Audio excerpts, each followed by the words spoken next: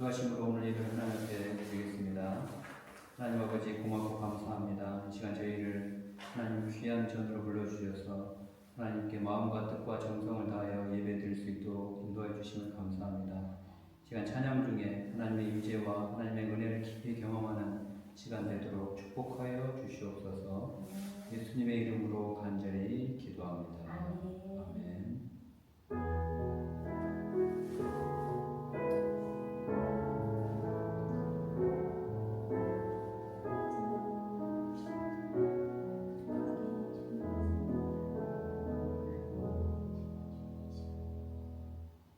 시원히 내가 너를 도우리라 찬양드리겠습니다.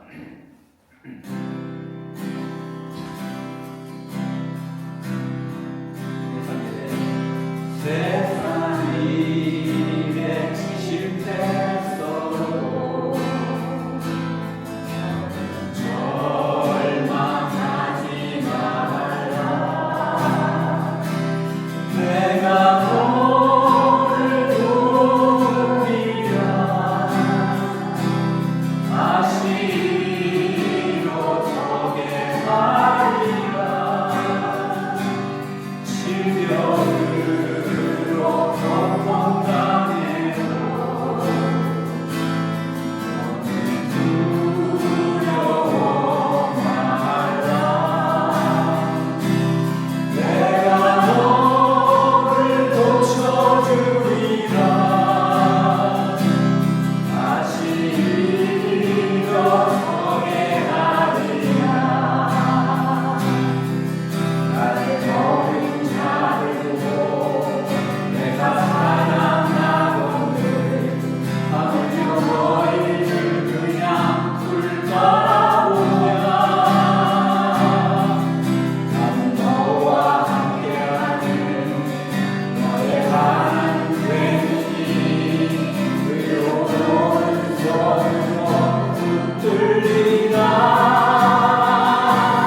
내가 너를 굳세게 하리라. 너를 크게 사용하리라. 너로 하여금 나를 증거하도록 내가 너를 도우리라. 환난 빈만큼이 없어 너는 난감하지 말라. 내가 너를 도우리라.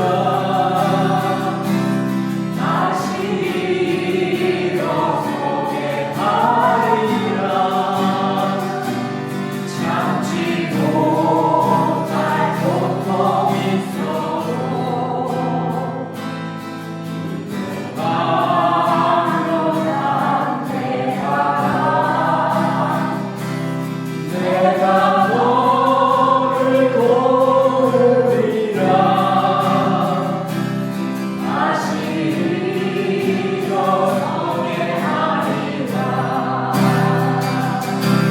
감사 눈물을 흘리며 이름으로 간구하는 너희의 기도를 내가 외면하며 나는 너와 함께하니 너의 하나님 되니 의로운 손으로 붙들리라. 내가 너를 굳세게 하리라. 너를 크게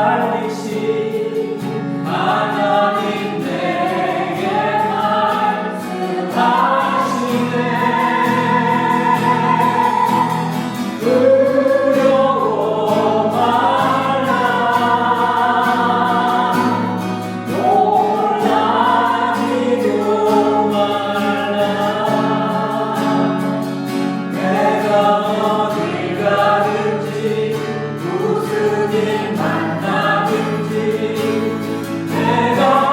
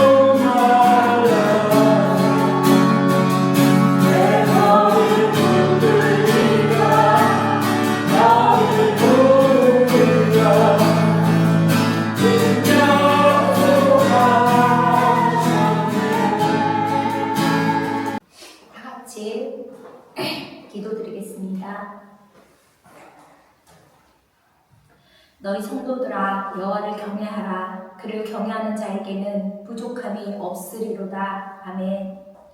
하나님 감사합니다. 죄인된 저희를 택하여 주셔서 하나님 자녀 삼아주시고 하나님을 알지 못했던 저희 안에 하나님을 경외하는 마음을 부어주셔서 오늘도 하나님만을 바라보는 인생으로 붙들어 가시는 주님께 감사와 찬양을 드립니다. 아멘. 우리를 사랑하시되 십자가의 형틀에서 죽기까지 사랑하신 주님, 우리가 무엇이기에 이토록 우리를 사랑하시고 주님 끝까지 용서해 주시나요? 주님 주신 이 큰 사랑을 오늘도 마음에 새기게 하시고 주님의 거룩한 예배자로 이 자리에 서게 하여 주시옵소서. 하나님, 이 시간 비록 적은 수가 모여 예배드리는 자리이나 두세 사람이 내 이름으로 모인 곳에는 내가 그들과 함께 한다 말씀하여 주셨사오니 이 자리에 성령 하나님 이 시간 임재해 주시옵소서. 부족하고 부족한 저희들입니다. 돌같이 굳은 저희들의 마음을 이 시간 주의 성령으로 깨트려 주시고 오직 주님 주신 사랑을 눈물로 고백하며 하나님을 마음껏 경외할 수 있는 마음들로 채워 주시옵소서. 주님, 한 주간의 삶을 돌아봅니다. 하나님을 믿으면서도 때때로 믿음 없이 생각하고 믿음 없이 행동했던 순간들을 고백하며 회개합니다. 하나님, 우리의 믿음 없음을 이 시간 불쌍히 여겨 주시옵소서. 주님, 무엇보다 우리 펠로십 공동체 안에 믿음을 부어 주시옵소서. 정말 주님을 바라보고 주님이 부어주시는 그 믿음으로 더 견고히 세워지는 우리 펠로십 공동체 될 수 있도록 성령 하나님 붙들어 주시옵소서. 하나님, 이 시간 세계 각지에서 복음을 전하시는 선교사님들을 위해 기도합니다. 그들의 기도와 필요를 채우시며 그들의 안전을 날마다 지켜주시옵소서. 위협과 핍박 속에 주의 복음을 증거하는 삶을 사는 자들에게 늘 주님의 손길로 보호해 주시고 그 가운데서도 죽어가는 영혼들이 살아나는 놀라운 역사를 이어가게 하여 주시옵소서. 북한 땅을 위해 기도합니다. 오늘도 숨죽여 찬송과 기도로 믿음을 지켜가는 지하교회 성도들이 있습니다. 그들의 삶과 안전을 지켜주시옵소서. 얼어붙은 북한 땅에 자유가 회복되게 하시고 통일을 통해 하나님을 찬양하는 그날을 속히 허락해 주시옵소서. 이 나라 이 민족을 위해 기도합니다. 주님, 전쟁의 잿더미 속에서도 하나님께서 사랑하시고 사랑하셔서 복음으로 세우신 나라입니다. 그런데 주님, 지금 이 민족이 교회를 중심으로 이념들이 둘러나뉘어 너무나 혼란스럽습니다. 주님, 이 땅을 긍휼히 여겨 주시옵소서. 이 민족의 하나님의 공의가 세워지게 하시고 정의와 진실이 이 땅의 기초가 되게 하시며 성경의 기준과 원칙이 이 땅에 출발이 되게 하셔서 오직 우리의 귀가 우리의 목자 되신 예수 그리스도의 음성만을 듣고 따라가는 우리 민족 될 수 있도록 성령 하나님 우리의 역사에 간섭하시고 개입하여 주시옵소서. 인도하여 주시옵소서. 사랑의 주님, 이 시간 말씀을 전하실 김성민 목사님께 성령의 기름을 부어 주시옵소서. 주께서 예배하신 말씀을 담대히 선포하게 하여 주시옵소서. 듣는 우리 각 사람이 말씀 안에서 자신을 깊이 성찰하며 돌아오게 하시고 우리가 원하는 때가 아닌 하나님께서 계획하신 때를 인내함으로 기다릴 때에 하나님의 참 뜻을 더 깊이 분별하는 마음으로 주님의 인도를 경험하는 성도들 되게 하여 주시옵소서. 주님, 광야 같은 이 세상을 걸어가는 동안 슬픔도 아픔도 있지만 그러나 하나님, 우리의 삶 속에는 각자마다 서로 다른 기다림과 인내의 시간이 있음을 압니다. 주님 주신 그 고난과 아픔의 시간들이 헛된 시간이 아니라 하나님께서 우리를 다듬고 세워가시는 과정임을 고백하며 믿습니다. 주님, 오늘 이 자리에 오신 주님, 이 예배를 통해 조용히 우리를 다스려 주시옵소서. 주님의 때를 신뢰하는 담대한 믿음과 평안을 우리 안에 깊이 허락하여 주시옵소서. 예배의 모든 순서와 시간에 오직 주님의 주권이 함께 하시길 원합니다. 우리의 생각보다 크시고 우리의 뜻보다 기쁘신 하나님의 섭리가 오늘도 우리 예배 가운데 드러나게 하옵소서. 모든 말씀을 우리 주 예수 그리스도의 이름으로 기도드립니다. 아멘. 사무엘상 13장 8절에서 15절입니다. 사무엘상. 제가 봉독해 드리겠습니다. 사울은 사무엘이 정한 기한대로 이레 동안을 기다렸으나 사무엘이 길갈로 오지 아니하매 백성이 사울에게서 흩어지는지라. 사울이 이르되 번제와 화목제물을 이리로 가져오라 하여 번제를 드렸더니 번제 드리기를 마치자 사무엘이 온지라.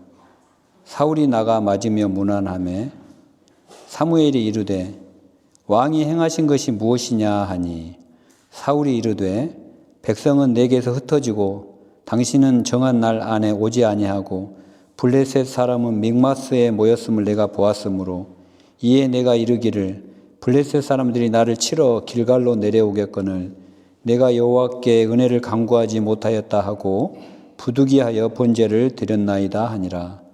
사무엘이 사울에게 이르되 왕이 망령되이 행하였도다. 왕이 하나님 여호와께서 왕에게 내리신 명령을 지키지 아니하였도다. 그리하였더라면 여호와께서 이스라엘을 위해 왕의 나라를 영원히 세우셨을 것이거늘 지금은 왕의 나라가 길지 못할 것이라. 여호와께서 왕에게 명령하신 바를 왕이 지키지 아니하였으므로 여호와께서 그의 마음에 맞는 사람을 구하여 여호와께서 그를 그의 백성의 지도자로 삼으셨느니라 하고 사무엘이 일어나 길갈에서 떠나 베냐민 기브아로 올라가니라. 아멘. 예, 여러분, 제가 이제 주중에는 김천에서 살고 있습니다. 김천은 전국에서도 샤인머스켓이라는 과일에 손꼽히는 주 재배지입니다.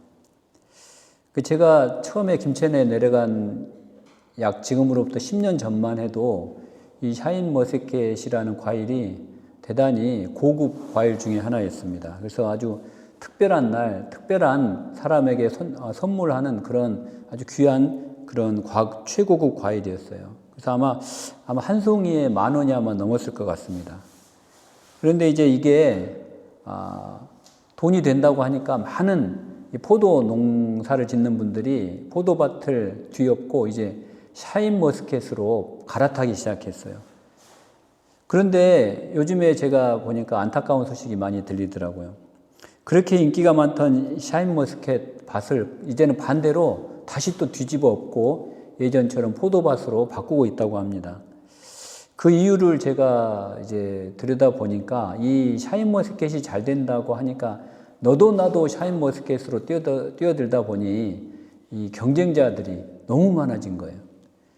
그런데 이제 그 경쟁이 너무 치열해지다 보니까 어떤 사람들이 나왔냐면은 이게 수확을 해야 되는 적정 시기보다 더 일찍 샤인머스켓을 따서 출하를 해버리는 거예요. 자기가 조금이라도 빨리 출하를 하려고. 왜냐하면 너무 많은 샤인머스켓 재배자들이 생겨나다 보니까 이게 충분히 당도가 확보가 되지 않았는데 일찍 따버리는 거예요. 그러다 보니까 이제 먹어도 달지도 않고 그러다 보니까 또 소비자는 샤인머스켓을 이제 찾지를 않는. 그러면 또 반대로 그러면 또 자연스럽게 샤인머스켓의 가격이 막 떨어지는 거예요.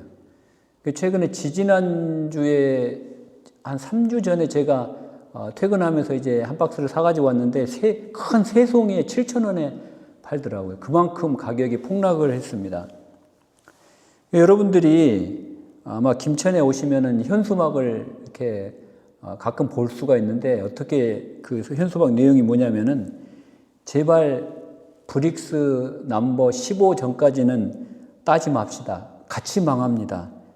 이렇게 현수막이 걸려 있을 정도로 그렇게 샤인머스켓 주 재배지인 김천의 경제가 이제 반대로 샤인머스켓 때문에 흔들리고 있습니다. 나 혼자 살겠다고 조금 빨리 따버리는 거예요. 남들이 따기 전에 빨리 따고 나는 빠져야지 이런 생각으로 충분히 기다리지 않고 이 광합성으로 이게 당을 축적하는 시간이 2주 정도 걸리는데 그거를 무시하고 막 따버리는 거죠. 조급해가지고. 저는 운전을 하고 가면서 이런 현수막을 볼 때마다 야, 우리의 신앙도 이와 같을 때가 참 많겠구나라는 것을 느낍니다. 하나님의 때를 기다리지 못하고 하나님의 약속하신 그 은혜의 때를 기다리지 못하고 내가 힘들다고 내 눈앞에 이 결과를 빨리 붙잡으려는 이 조급함 때문에 우리가 하나님의 때를 놓치고 우리가 믿음을 저버리는, 그래서 영적인 열매가 아직 있기도 전에 따버리는, 심지어는 그렇게 해서 우리의 영적인 상태가 망하게 되는 수준까지 도달하는 그런 경우를 많이 보게 됩니다. 하나님께서는 아브라함에게 약속을 주셨죠. 내 자손이 너가 지금 보고 있는 하늘의 별과 같이 많으리라. 창세기 15장 5절에 약속하셨습니다. 그러나 세월은 흘러가고 아브라함의 아내 사라에게는 아이가 들어설 기미는 안 보이고 아브라함은 조급해지기 시작합니다. 내가 빨리 아이를 낳아야 되는데 그래야지 하늘의 별과 같이 자손이 창대할 텐데 근데 아이는 들어설 기미는 안 보이고 창세기 16장 2절에 보면은 그가 자기 여종 하갈에게 들어가서 이스마엘을 낳는 그런 조급함을 보여주고 맙니다. 아브라함이 볼 때는 하나님이 일하지 않는 것 같다라는 거예요. 그래서 자신이 대신 일을 하려고 한 것입니다.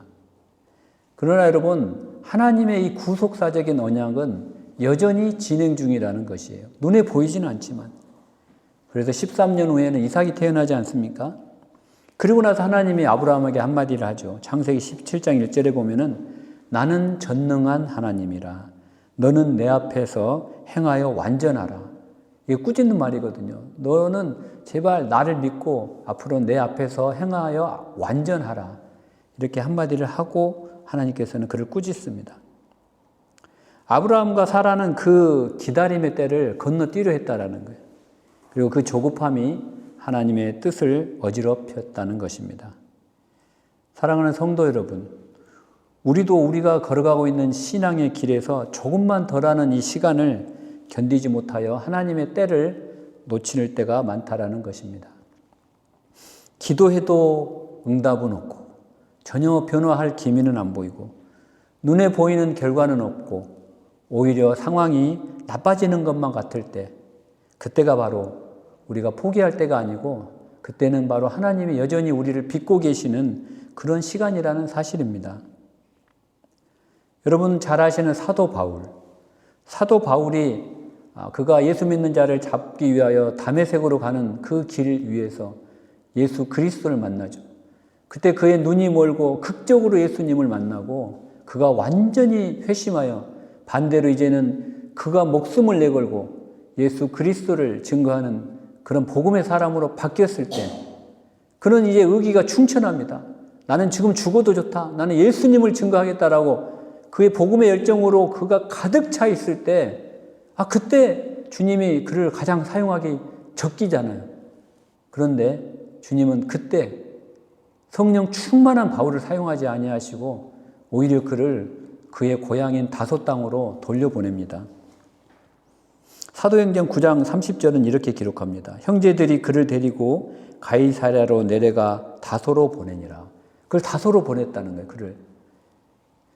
그리고 그가 그 고향 다소에서 얼마 동안 묵혀 있었냐 하면 13년 동안 아무 기록이 없어요. 성경에는. 바울이 이제 다메섹에서 주님을 만나고 이제 성령 충만하여 이제 목숨까지 내걸고 이제 가장 일하기 가장 적기에 그를 다소로 보내서 고향 시골 다소에서 보이지도 않게 13년 동안 파묻혀서 성경에는 그 어떤 기록도 남아있지 않는 완전히 잊혀진 사람으로 13년을 보내게 하신다는 거예요. 그리고 그 오히려 바울에게 돌아오는 거는 그 고향 사람들로부터 손가락질과 비아냥이었어요. 야, 너가 이제 학문을 배우겠다고 예루살렘으로 가서 거기서 큰 문화생이 돼서 가말리엘의 제자로서 어마어마한 그런 성공을 거두고 올 줄 알았는데 이건 뭐야? 라고 비아냥거리고 손가락질을 했지만 바울은 거기서 13년 동안 그 기다림의 시간, 장하의 시절을 보냈던 것입니다. 그리고 드디어 사도행전 11장 25절에 보면 이제 바나바가 안디옥 교회가 너무 많은 사람들이 몰려드니까 동역자가 필요해서 이제 바나바가 다소로 사람을 보내어 사울을 불러오게 됩니다. 바울을 불러오게 돼서 같이 복음을 전하게 되는데 이 13년의 침묵이 끝나고 드디어 하나님의 때가 왔던 것입니다. 여러분 바울의 열정은 즉시 사용되지 않았지만 하나님의 계획 속에서 익은 믿음으로 준비된 후에 열매를 맺었다라는 것입니다. 바울과 반대로 오늘 본문에 나오는 사울은 하나님의 약속을 기다리지 못해서 이를 그르친 대표적인 인물입니다. 오늘 우리가 읽었던 13장의 배경은 이렇습니다. 이제 이스라엘과 블레셋이 큰 전쟁을 벌이고 있습니다. 5절에 보니까 병거가 3만이요 마병이 6,000명이요 백성은 해변에 모래같이 많더라 이렇게 기록하고 있어요. 여러분 병거 3만이라는 이야기는 전차 우리 여러분 배너 영화를 보시면 이제 말들이 끌고 가는 그 전차 아시죠? 그 전차가 3만 대라는 거예요. 그리고 마병이 6천 명. 이 말을 타고 있는 마병이 6천 명이라는 거예요. 여러분 아까 그 병거에는 이게 말 2필이 병거를 끈다고 합니다. 그리고 이 고대 근동에서는 이 말 2필이 끄는 이 전차에 이제 기수가 2명이 타고 또 조수까지 1명이 탄다고 그래요. 그러면은 약 3명 정도가 타잖아요. 근데 3명이 타는 그 병거가 3만이니 3, 3은 9. 한 9만 명에서 10만 명의 대군이라는 거예요. 거기다 또 마병이 6천 명에다가 군사는 바닷가에 모래알같이 많았다는 것입니다. 이스라엘 군사들이 딱 봤을 때 이 전쟁은 이기기가 힘들겠구나라고 생각을 하고 이제 도망치기 시작합니다. 숨기 시작합니다. 그래서 굴이나 숲이나 바위 틈이나 구덩이에 숨기 시작하는 거예요. 그러니까 사기가 땅에 떨어지겠죠. 그런데 여러분, 우리가 고대 근동의 전쟁의 양태를 보면은 이 전쟁은 단순한 정치나 군사 행위가 아니라 그들이 섬기고 있는 신들의 의지에 따른 성전으로 여겨졌습니다. 그래서 내가 섬기고 있는 신이 더 강하다. 그래서 그 신에게 제사를 드리고 그 신이 빨리 내려와서 우리를 지키시고 우리 대신에 싸워주는 그런 의미를 가지고 있었다라는 것입니다. 그래서 사울 입장에서도 보면 사무엘이 빨리 와서 번제를 드리고 하나님께 도움을 청해야 되는데 이 사무엘이 7일 동안 기다리라고 한 거예요. 그런데 또 사울이 7일을 기다렸습니다. 그러나 7일이 지났는데도 제사를 집행할 사무엘이 나타나질 않는 거예요. 자, 그럼 여러분 어떻게 될까요? 여러분 같으면 어떻게 할까요? 저 같으면은 계속 기다려야 됩니까? 아니면 내가 지도자로서 정말 뭔가라도 해야 될까요? 어떤 게 맞을까요? 저 같으면 여러분 굉장히 이게 어려운 문제 같아요. 저 같으면은 이제 자기는 사무엘이 기다리라고 하는 7일을 다 기다렸잖아요.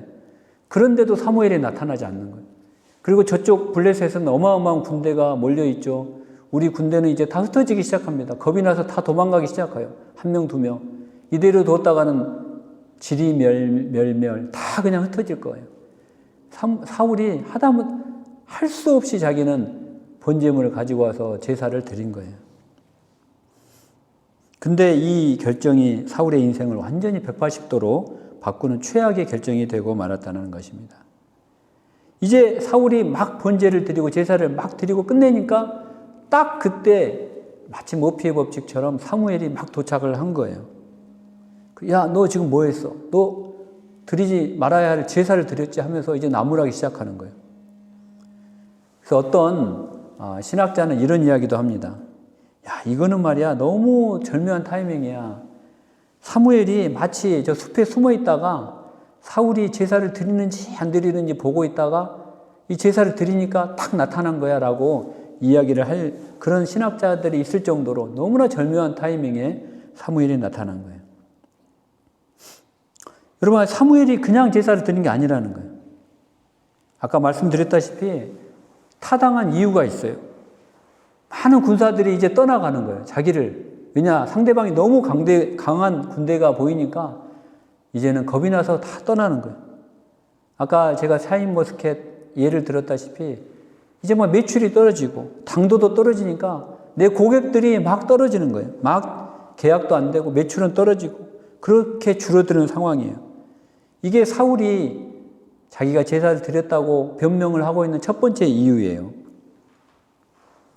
또 다른 이유는 블레셋 사람들이 지금 이제 믹마스라는 곳에 진을 치고 이제 길갈로 쳐들어올 수도 있다라는 그 불안감 때문에 내가 제사를 드렸습니다라고 사무엘에게 변명을 하고 있습니다.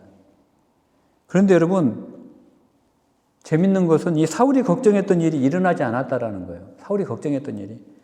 이상하게도 그렇게 많은 군대가 있는데 지금 사울이 진치고 있는 길갈로 아무도 쳐들어오지 않았어요.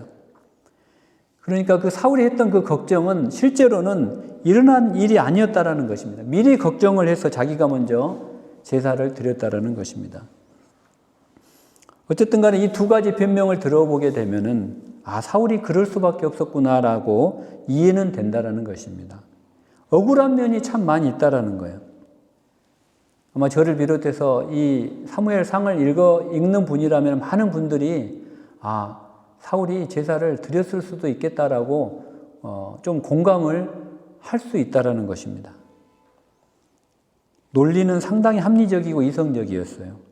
세상적으로는 다 아마 그렇게 했을 것입니다. 그러나 사무엘은 그 불순종을 심하게 꾸짖고 그리고 그 촛대를 다윗에게로 옮겨버립니다.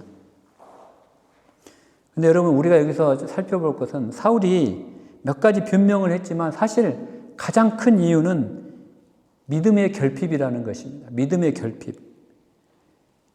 사울이 바라볼 때는 자기가 믿는 하나님, 그 하나님과 그리고 이 블레셋의 그 많은 군대를 비교를 해봤을 때 누가 더 커 보이느냐? 사울의 눈에는 하나님보다 블레셋의 군대가 더 커 보였다라는 것입니다. 그게 현실이에요. 우리도 마찬가지라는 거예요. 우리 눈앞에 닥치고 있는 그런 문제, 환난, 걱정, 근심이 하나님보다 더 커 보일 때 그때 우리가 믿음을 놓게 된다라는 것입니다. 믿음의 결핍이 생긴다라는 것이에요. 아까 제가 우리 샤인머스켓 예를 들었지만 샤인머스켓을 농사짓는 경쟁자가 엄청나게 늘어나고 반대로 내 고객은 다 흩어지고 나는 이제 굶어 죽을 것 같고 내 상황은 어렵고 크리스찬이라고 하더라도 하나님보다 이런 나를 압박하는 이런 주변의 환경이 더 커 보인다라는 것입니다. 그때 브릭스 넘보고 뭐고 상생이고 뭐고 나 혼자 나라도 살아야 되겠다라고 더 빨리 출하를 해서 다 같이 망하는 길로 걸어가고 있다라는 것입니다. 사울이 그랬다라는 거예요. 여러분, 사울이 사실 아예 믿음이 없었던 것은 아니에요. 사실 그렇죠? 여러분, 만약에 사울이 믿음이 없었다라면은 여러분 사무엘을 기다렸겠습니까? 그리고 믿음이 없었다라면은 그가 번제를 드렸겠냐고요. 번제를 드려서라도 하나님의 어떤 호의를 받고자 하는 그런 마음은 어느 정도 사울의 마음에 하나님을 믿고 하나님의 존재를 인정했기 때문입니다. 믿음이 아예 없는 건 아니었다라는 거예요. 여러분, 우리도 마찬가지로 우리가 믿음은 있다라는 거예요. 우리가 믿음이 아예 없는 건 아니에요. 그런데 문제는 그 믿음의 대상이 온전히 주님께 있느냐? 그게 아니었다라는 데 있습니다. 사울의 믿음의 대상은 주님보다는 뭐예요? 강력한, 나를 도울 수 있는 수많은 군대라는 거예요. 그에 대한 믿음이 주님에 대한, 하나님에 대한 절대적인 믿음보다 훨씬 컸다라는 것입니다. 근데 그렇게 자기가 더 커 보이는 그 군대가 자기 곁을 떠나니까 어떻게 되는 거예요? 흔들리게 되는 겁니다. 여러분, 물론 하나님이 행하시는 일은 인간이 믿거나 믿지 않거나 우리가 순종하거나 불순종하거나 그에 상관없이 하나님의 때에 하나님의 방법으로 이루어 가십니다. 이것을 우리는 하나님의 섭리라고 하는 것입니다. 하나님의 섭리. 사실 사울이 제사를 드렸던 안 드렸던 다윗은 태어났을 거예요. 그리고 예수님은 그 다윗의 계보에서 구세주로 태어나셨을 것입니다. 모든 게 하나님의 섭리예요. 그렇다라고 한다면 우리 인간의 선택은 전혀 중요하지 않나요? 그러면 사울이 제사를 드리든 말든 이게 성경에 무슨 의미가 있나요? 그런데 여러분, 우리가 여기서 기억해야 될 것은 이 하나님의 섭리는 하나님의 작정적인 뜻과 허용적인 뜻을 균형 있게 토대로 하며 이루어 간다는 사실이에요. 하나님은 어떤 일들을 반드시 이루시기로 정하시고 하나님의 때에 그 일을 성취하십니다. 동시에 하나님은 인간의 자유와 선택을 실제 원인으로 사용하시면서 때로는 우리 인간의 죄와 실수와 고통까지도 허용하셔서 합력하여 선을 이루시는 분이십니다. 하나님의 주권은 약화되지 않는다는 거예요. 그리고 인간의 행위는 그에 따른 책임을 지게 된다는 것입니다. 하나님은 미리 아시며 미리 정하시는 분으로서 우리가 이렇게 흘러가는 역사의 목표와 중심을 작정하시는 분이에요. 그리고 그 역사는 그 작정한 뜻대로 그대로 흘러가는 거예요. 그러나 동시에 허용적인 뜻을 같이 사용하신다는 거예요. 하나님은 인간에게 자유를 도구로 주셨어요. 그리고 때로는 우리 인간의 자유와 그 자유로 인한 죄와 실수와 고통들을 허용하시되 그것들을 엮어가시면서 선을 이루어 가신다는 거예요. 따라서 하나님의 섭리는 운명론이 아니라 인간의 책임을 그리고 공백으로 만들지도 않는 거예요. 여러분이 하나님의 때에 해당하는 헬라어 단어는 카이로스예요. 카이로스. 카이로스는 하나님이 정하시는 시간입니다. 그리고 하나님이 개입하시는 바로 그 순간이고 바로 하나님이 역사하시는 때예요. 온 인류를 구원하시기 위하여 하나님의 아들을 이 땅에 보내시는 바로 그때가 바로 카이로스라는 거예요. 여러분이 잘 아시는 요셉, 형들이 요셉을 팔아버리죠. 애굽 땅으로. 13년 동안 요셉은 억울한 종살이 합니다.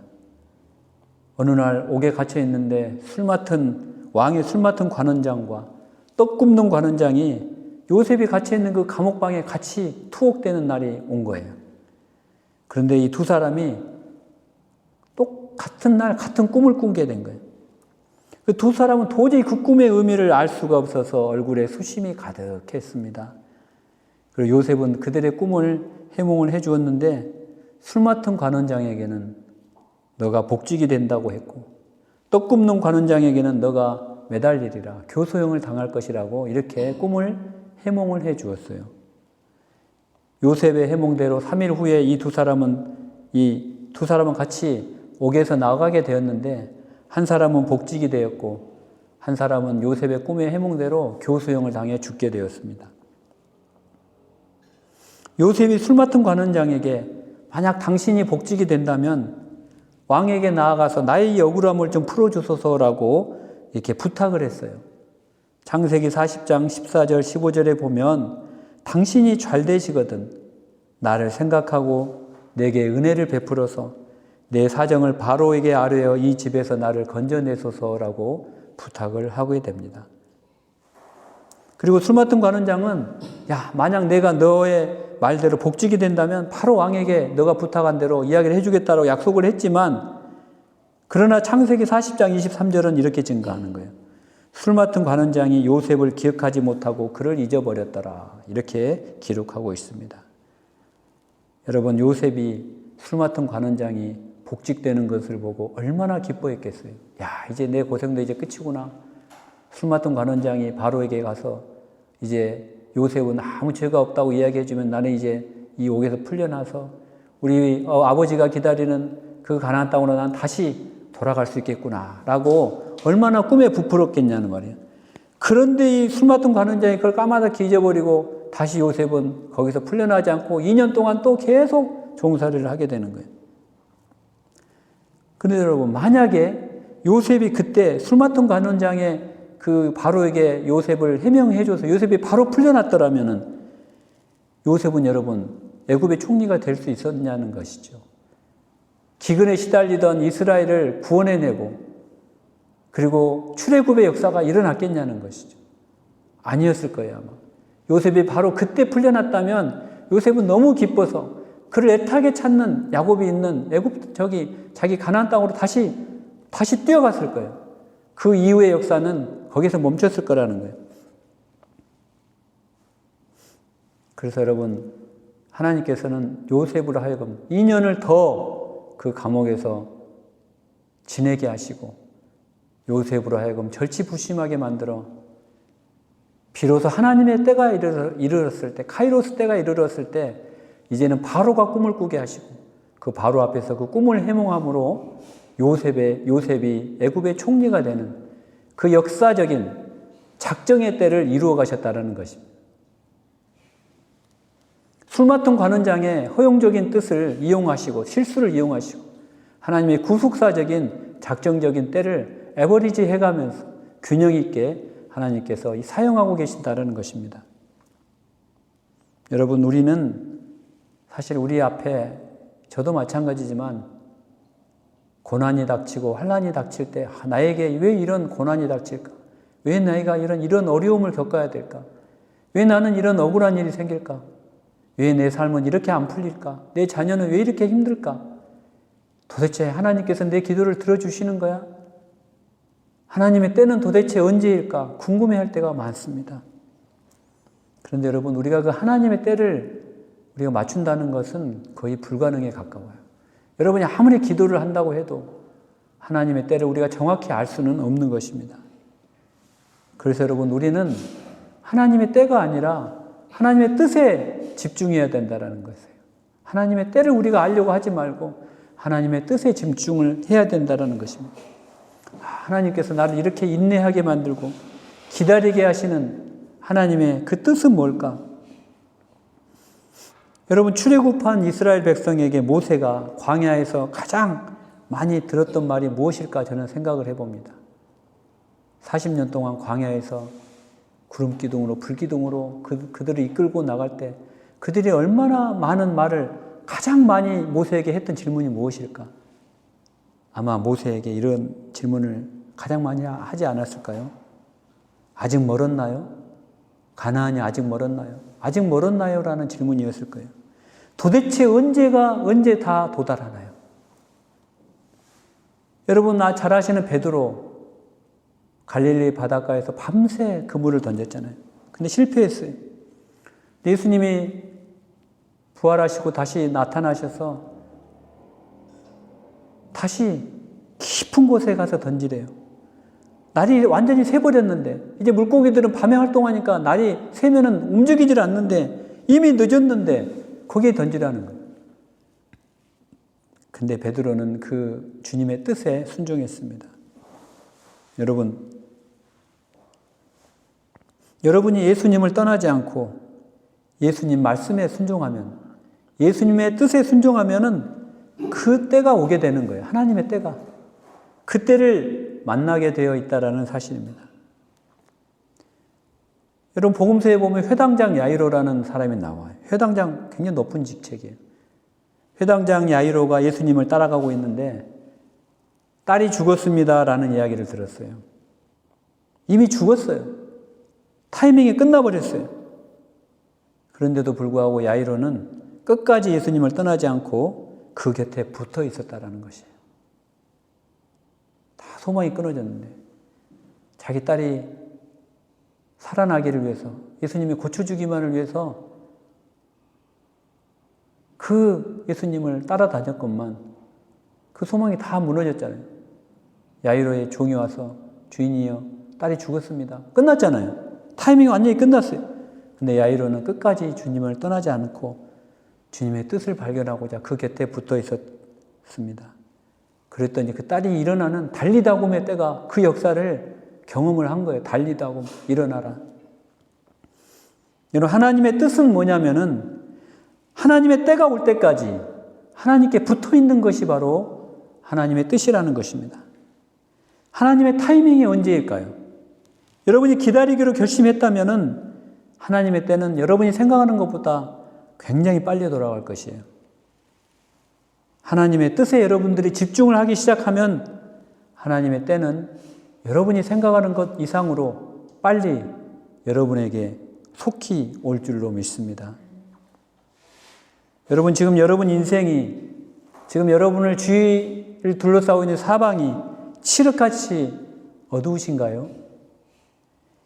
인생이 요셉의 그 감옥처럼 꼬일 대로 꼬여서 이거 어디에서부터 풀어야 되는지 알지를 못하고 고통스러운 가운데 있는지, 하나님의 말씀이 여러분 삶에 이루어질 때를 하나님은 기다리고 계신다는 것입니다. 하나님의 시간을 여러분 우리 믿음으로 기다리십시다. 우리보다 먼저 가시는 하나님이 우리에게 말씀하시는 거예요. 때가 이르면은 내 말이 이루어지리라. 할렐루야. 여러분, 그러기에 비록 우리의 삶에 세상적인 기준으로 실패가 있다고 할지라도, 또는 우리가 원하는 대로 우리가 누리지 못하고 우리가 기도하는 것들이 빨리빨리 응답받지 못해서 조바심이 난다고 할지라도 우리가 하나님의 곁을 떠나지 말기를 축원합니다. 우리가 하나님의 뜻 안에 머물기를 소원합니다. 하나님의 때가 언제냐고, 아직 멀었냐고, 내 기도의 응답은 왜 이렇게 더디냐고 조바심 내지 마시기 바랍니다. 여러분, 하나님을 떠나지 마시기 바랍니다. 하나님은 여전히 사랑의 눈으로 여러분을 바라보시고 여러분들의 작은 신음에도 응답하는 분이신 것을 믿으시기 바랍니다. 여러분, 말씀을 맺습니다. 여러분, 모세에게 하나님이 떨기나무에 나타나셔서 너가 이제 이스라엘 백성을 애굽에서 구출해 낼 것이라고 말씀하셨을 때 모세의 첫 번째 반응이 무엇이었나요? 아니, 40년 전에 제가 하겠다고 일어났을 때 그때는 말이 없으시더니 이제 와서 내 나이 80 다 늙어서 노인이 됐는데 이제 와서 무엇을 하라고요? 그때 하나님이 뭐라고 하시나요?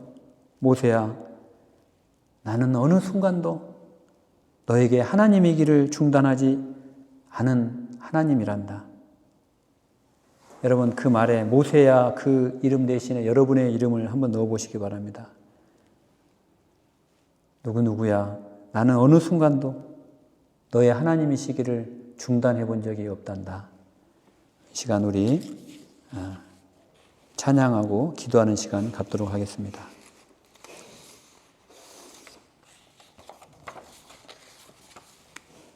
물 가운데 지날 때에도 찬양하고 우리 기도하는 시간 갖도록 하겠습니다.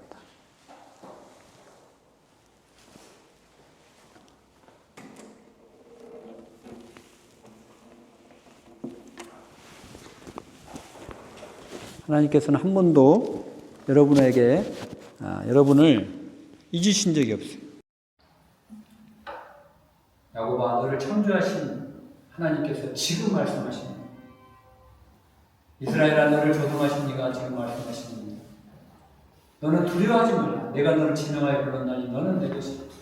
내가 물 가운데 다닐지에도 침몰치 않고 불 가운데 행할 때에도 향치 못할 것이다고 주님이 말씀하시고 하나님의 뜻이 이루어질 때 너의 기도 가운데 내가 반드시 함께할 것이라고 말씀하고 계십니다. 물 가운데 너를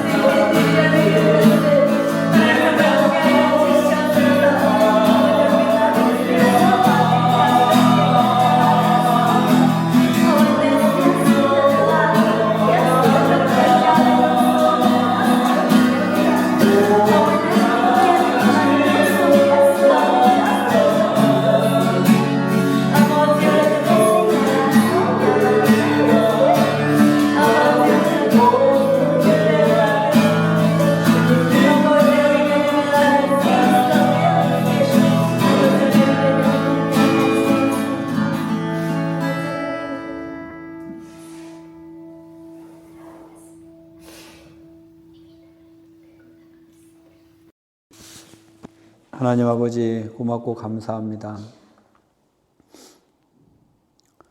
나는 내 하나님이시기를 한 번도 중단한 적이 없다고 하신 주님. 우리의 삶 가운데 한순간도 우리를 잊지 아니하시고 불꽃 같은 눈동자로 우리를 품으시고 지켜보시는 그 하나님의 사랑에 감사를 드립니다. 아버지 하나님, 우리가 이 광야 같은 인생길을 걸어가며 아버지 하나님의 뜻을 발견하지 못하고 조바심으로 하나님의 때를 기다리지 못하며 우리의 믿음의 결핍을 우리가 아버지 하나님 경험하지 않도록 성령 하나님 우리의 마음 가운데 날마다 인도하여 주셔서 주님과 동행하고 있음을 우리로 하여금 깨닫는 저희들의 삶이 되도록 인도하여 주시옵소서. 아버지 하나님, 저희가 이제 또 세상에 나갑니다. 아버지 하나님, 이 세상에 수많은 소리가 들립니다. 아버지 하나님, 그 세상의 소리들이 우리를 낙심케 하고 우리를 불안하게 하고 우리를 좌절하게 할지라도 하나님이시기를 한 번도 포기한 적이 없는 그 하나님을 우리가 믿음으로 붙잡고 나가는 저희들의 삶이 되도록 축복하여 주시옵소서. 아버지 하나님, 귀한 헌금 드린 손길들 기억하여 주시고 하나님, 그 손길이 하나님 헛되지 않도록 도와주시고 하나님의 나라를 위하여 드린 이 헌금을 통하여 죽어가는 영혼들이 하나님 앞에 두 손 들고 항복하며 돌아오는 역사들이 있도록 역사하여 주시옵소서. 아버지 하나님, 이 시간에 출타 중인 우리 성도들 있습니다. 그들이 하나님 어디에 있든지 간에 아버지 하나님 그들을 지켜주시고 그들의 삶 가운데 하나님의 은혜를 날마다 경험하는 그들의 한 주간의 삶이 되도록 축복하여 주시옵소서.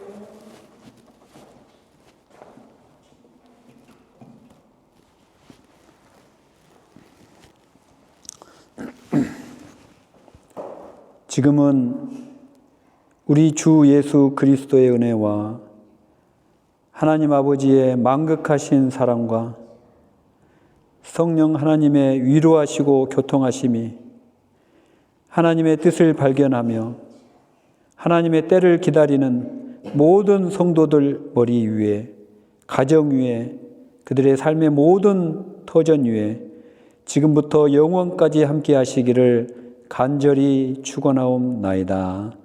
아멘.